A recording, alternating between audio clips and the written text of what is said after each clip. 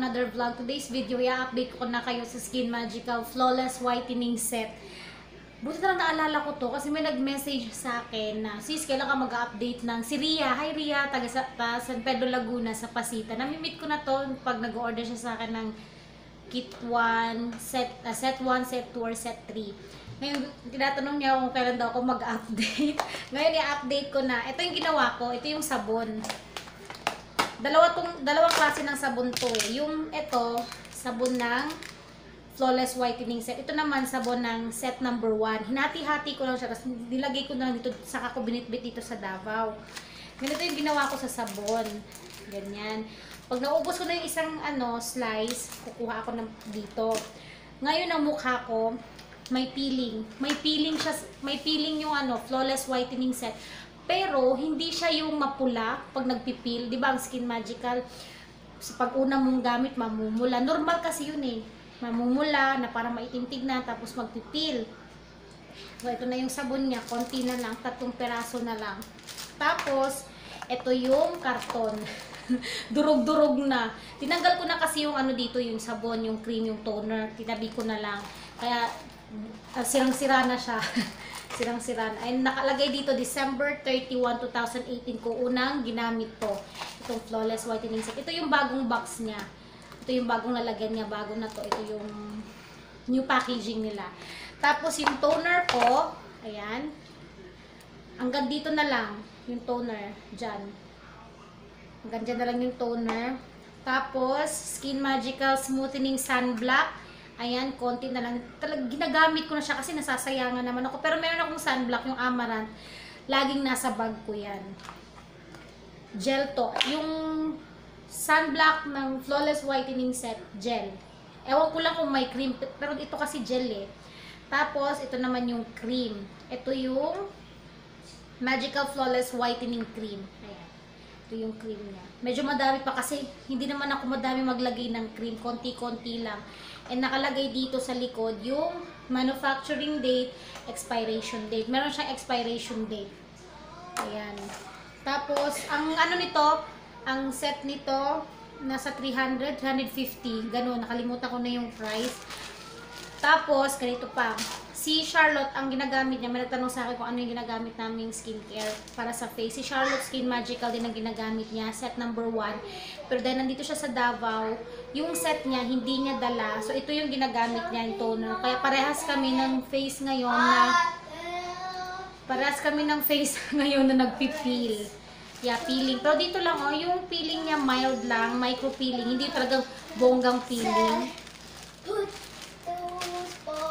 Oh, hi na. Ngayon mag-aano ko, magtutoner ako. Yung cotton na gagamitin ko dito yung ganito. Kasi hindi ko dala yung cotton ko. Di ba yung cotton ko yung flat na bilog? Wala kasi dito eh. Kaya yan yung nagagamitin ko. Kasi nandito kumakanta kanina. Nahanap niya yung mami niya. Nandun si Charlotte sa likod sa may washing machine. Nag-i-edit yata ng video. Ay, maglalagay na ako ng toner. Ang ginagawa ko pala dito sa Flawless Whitening Set, night and morning ako naglalagay ng toner. Tapos, yung mukha ko dito banda, nagpipil dito. Okay lang yung peeling niya. Parang peeling na dry yung mukha mo. Kaya kailangan mo mag-moisturizer para hindi talaga siya totally dry. Pero dito kasi sa Davao, lalo na lagi kami naka-aircon. So, sobrang lamig. Kaya dry yung mukha mo. And dapat madaming cream ilalagay mo. Tulad nito, ito lang gagamitin ko. Ngayon, gabi ngayon. Nakatulog na nga ako kanina, sabi ko ako, sabi ni Honey Pie sa akin, matulog daw muna ako. Tapos saka na ako mag-update nito. Kasi kanina antok na antok ako eh. So nakatulog na ako, may may energy na akong gumawa ng video. Tapos may pimple ako dito. Yung pimple na nasa loob lang, yung walang mata, basta nasa loob lang siya. Siguro magkakaroon na ako. Huwag lang ako magka-pimple dito sa pisngi. Tapos, pinupunasan ko din yung leeg ko. Hindi naman siya mas mahapde pag nagbabalat. Kasi, micro-peeling lang naman eh. Batok, ganyan. Sali din ng batok, tenga, likod ng tenga. Pero, parang laki talaga ng tinaba ko dito. Simula nung pagdating ko. Una, nung dumating ako nung 1 week lang, nung 1 week ako, parang lumiliit ako, pumapayat ako, sabi niya, pumapayat ka. Kasi nga, puyat, stress. Tapos habang tumatagal, umaano yung kain ko, kasi nga puyat ako, dun bumabawi ako sa kain. Pero yan yun guys, magka-transform ako. Char, ayun naman ako eh. Tapos na ako mag-toner. Ayan. Basta may pimple ako dito. Meron akong nagka-happy birthday sa birthday kasi ng husband ni Charlotte. Maglalagay na ako ng cream. Ang ginagawa ko sa cream, ganyan lang. Ganyan, dot all over my face. Sandal nga ako para komportable. Ayan. Dot lang.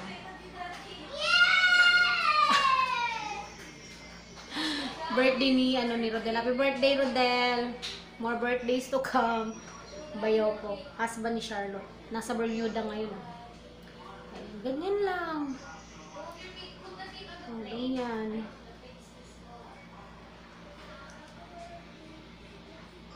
Ganyan lang. Tapos hanggang kinabukasan na to. Tapos, pagkagising ko sa umaga, maghihilamos, gamit ulit ng sabon. Saka na ako magtutoner niyan. Pagpaalis na ako, talaga maliligo na ako. Paalis na ako, saka ako magtutoner ng ganyan. Ngayon lang, okay naman yung flawless whitening set. Hindi naman ako nagka-pimple. Ito kasi siguro magkakaroon ako dito. Ngayon lang to, kailan to, kahapon yata, napansin ko na parang may masakit dito na part. Ayan pero yung siya, nasa loob lang. Okay ang Skin Magical Flawless Whitening Set. Para sa akin noon, pag tinitingnan ko yung mukha ko sa salamin, mamula-mula, ganon. Kahit wala kang nilagay na makeup or mga powder foundation, mga ganon, or BB cream. Ngayon kasi nagbi-BB cream na ako. First day ko kaninang mag-try ng BB cream ng Maybelline. Okay naman yung mukha ko. Nahalata yung parang dry yung skin ko sa mukha nung naglagay ako ng BB cream. Kasi nga nagpipil siya. May peeling tong Skin Magical Flawless Whitening Set. Guys, may peeling siya. Ewan ko lang sa ibang skin kung magpipil din sa inyo. Kasi sa akin nagpeeling talaga siya. And yung peeling niya, dry siya na, basta hindi naman mahapde. Hindi mahapde yung pagpipil niya. Parang normal peeling ng mukha. Yung mild lang. Hindi siya mahapde. Ewan ko din siguro, user na ako ng mga Skin Magical Rejuvenating Set. Pero okay ang Flawless Whitening Set. Yung mukha ko. Ganyan lang. Simple lang, diba? Ito lang yung skincare ko sa gabi. Minsan, kung gusto mong mag-mask, sa isang araw, tigil ka muna sa paggamit ng rejuvenating set or flawless whitening set. Gamitin mo, mag-mask ka muna, yung sheet mask, okay lang yan muna gamitin mo. Tapos sa susunod naman, magagamit ka ng ganun lang. Kung ano yung hilang mo, doon ka lang. Ulitin mo lang yun. Ganun. And yun na lang update ko nito kasi tagal ko nang hindi makapag-update. Babalik na ako sa Manila ng January 25 and gusto ko sunod-sunod na yung gagawin ko kasi dito tahimik. Tapos maganda yung lighting dito sa kwarto kasi namin. Ako nahihirapan talaga ako mag-set up. At pasensya na guys kung maingay yung background ko kasi lahat gising pa. And 10:30 na umaga. Ang lakas ng boses ni Charlotte. So yun, that's it for today's vlog. Sa update ko nito, pang ilang days ko na, sa December 31 ko siya sinimulan, January 20 na tayo ngayon, Sunday. Yun, and thanks for watching. Ito lang yung mukha ko, basta may peeling siya ngayon, micro peeling lang. Thanks for watching. Bye, thank you!